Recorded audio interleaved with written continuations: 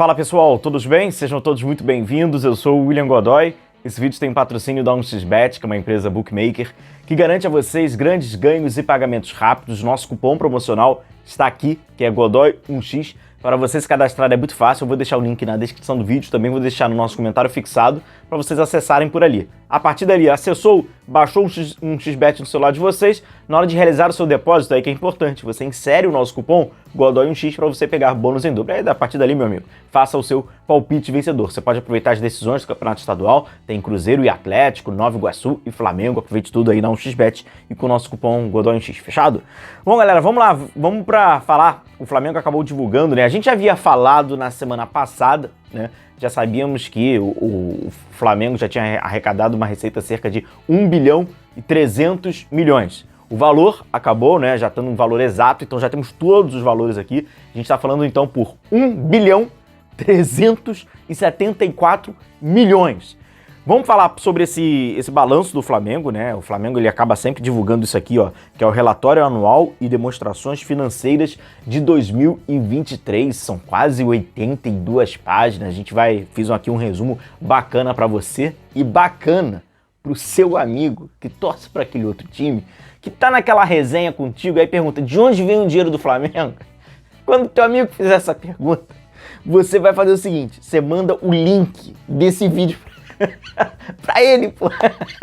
Beleza? Vamos aqui, ó, de uma forma bem simples, a gente vai entender. Tem algumas comparações muito importantes pra gente ver sobre o Flamengo no aspecto europeu, né? Ou seja, mundial. Então, como o Flamengo tá se posicionando a isso, que distância é essa, onde o Flamengo consegue estar inserido dentro de um bolo de equipes que acabam tendo ali uma receita de Europa em euros, mas o Flamengo, mesmo um clube sul-americano, de que forma? E no final de tudo a gente entende como o Flamengo ele é uma potência, como o futuro ele é muito esperançoso para o clube e o presente tem muitas responsabilidades e deveres, não é isso? Bom, vamos começar aqui, ó, já trago para vocês, e nessa variedade, né, a gente acaba vendo aqui entre as principais receitas, venda de jogadores, né? A gente está falando ali, ó, de 294.379. Em seguida, a receita do Flamengo é patrocínio, 183.395. Abaixo do patrocínio, vem ali as mídias digitais e serviços on demand,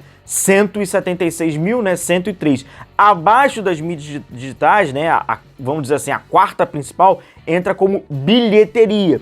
E fechando, digamos que esse top 5 é o sócio torcedor. A gente até pode falar um pouco mais à frente sobre a condição do sócio-torcedor. Eu tenho algumas críticas a fazer sobre como é visto o sócio-torcedor, como ele é elaborado e, obviamente, como ele é aplicado para vocês, né, que acabam aderindo a essa condição do sócio, que eu acho que a gente pode falar um pouquinho melhor sobre isso depois.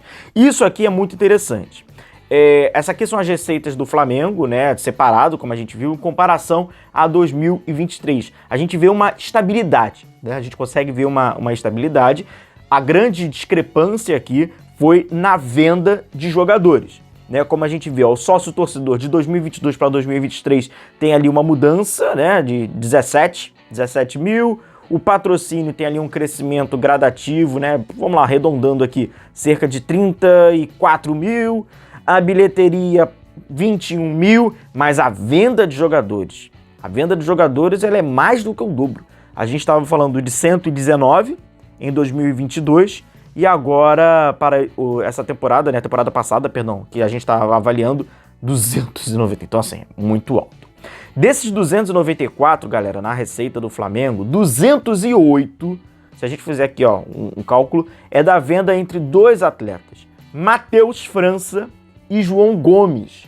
Aqui, como vocês estão vendo, né, no lado esquerdo é os nomes, né, dos nomes deles, os atletas, os clubes respectivos para que foi vendido e ali o valor. É interessante vocês observarem que tem ali a descrição, né, em euro, em dólar e alguns estão até ali em real mesmo, tá? Então, como a gente vê ali, mas o grande número acaba sendo na venda desses dois atletas que a gente está falando aí por cerca de 208. Isso aqui é as despesas do Flamengo, né? Os gastos acabam sendo em folha de pagamento, óbvio, né? E direito de imagem. E como a gente dá uma olhada aqui nas principais despesas, vamos lá, folha, 339. Em seguida tem aqui, ó, direitos de imagem, 124. jogos e competições, né, tem ali 125, muito parecido com a condição do direito de imagem, e as despesas financeiras um pouco mais ali de 30. Lembrando que tanto essa questão da folha, né, da questão dessas despesas, é todo o departamento de futebol, é tudo, tá? Não só atleta, a gente está falando de todo o departamento, a folha, os gastos, as despesas são geral, tá? Não é de uma condição só, não. Isso aqui que eu mostro para vocês, que está até descrito como caixa e equivalente de caixa e caixa restrito, né, o Flamengo terminou com 262 milhões em caixa em 2023 e desses 262 milhões, né, 28 milhões são exclusivos para os Jogos Olímpicos, né, que acabam sendo ali, tem a questão da lei, né, de incentivo. Então, como vocês estão vendo aqui, ó, os valores já estão também descritos nessa página. Isso aqui é importante, a questão dos passivos, né, a dívida do Flamengo.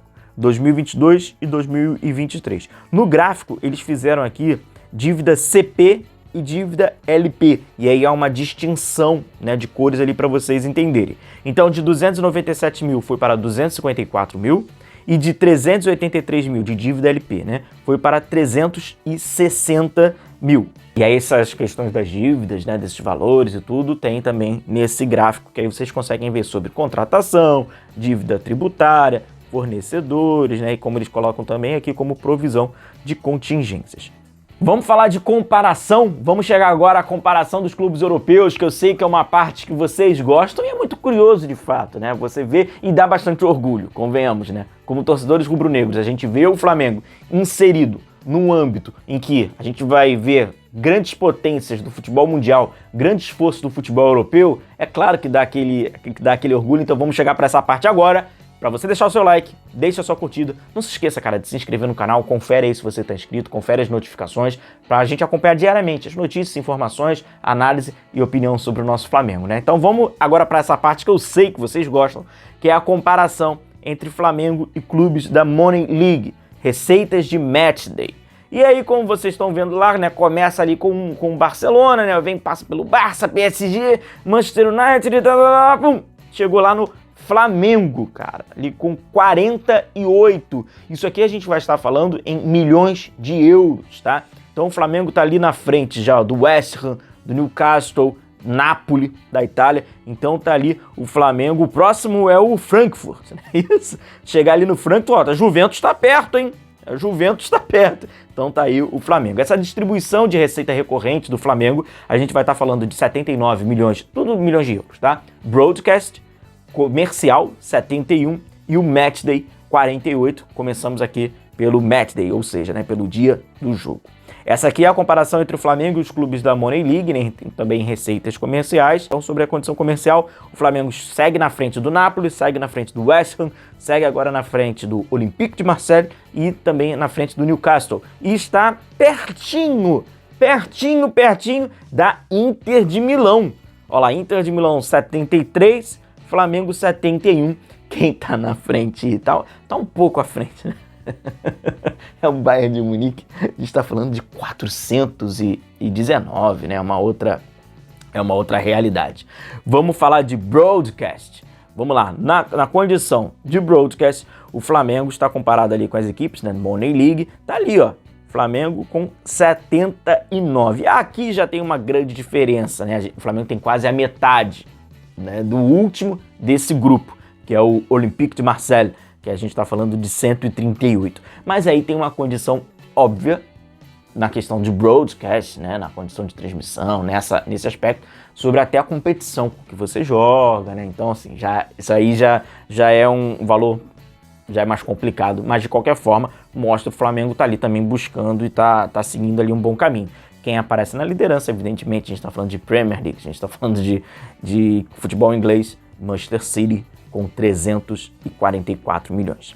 Essa tela ela é muito importante, apesar dela passar por uma injustiça evidente da condição da premiação, dos valores que você pode agregar pela sua premiação. O Flamengo não vai alcançar a premiação de títulos, de conquistas, de aspecto esportivo como os europeus por uma condição óbvia, mas de qualquer forma a gente consegue enxergar o Flamengo e alinhar o Flamengo onde está. Importante até a gente entender, ó, como o Flamengo, essa é a comparação entre Flamengo e clubes europeus, receitas com premiação de competição continental.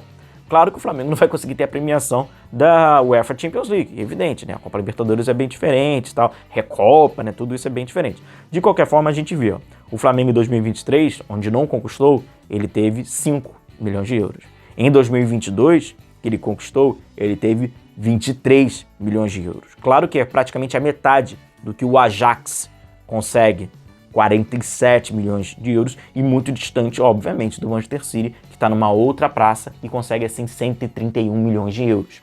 Contudo, esse último gráfico, ele nos apresenta a responsabilidade que o Flamengo tem.